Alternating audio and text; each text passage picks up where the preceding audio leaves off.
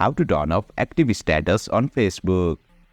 Hey there, welcome to Insightful Tutorials. In today's video, I will show you the easiest way to turn off your active status on Facebook. Without further ado, let's get started. Open Facebook on your device, tap on the circle with your profile picture at the top right corner, then tap on the settings icon. Scroll down until you see Audience and Visibility section. Here, you will find the option for active status. Tap on it. Now toggle off the button for the feature so when you are active. A confirmation pop-up will appear asking if you are sure about turning off your active status. Tap on the turn off option and boom, you have successfully turned off your active status on Facebook. Please keep in mind that this setting only turns off active status on your Facebook. You will still appear active on Messenger. To turn off active status on Messenger as well, check out my tutorial titled as How to Turn Off Active Status on Messenger. I have provided the video link in the card section and in the description below.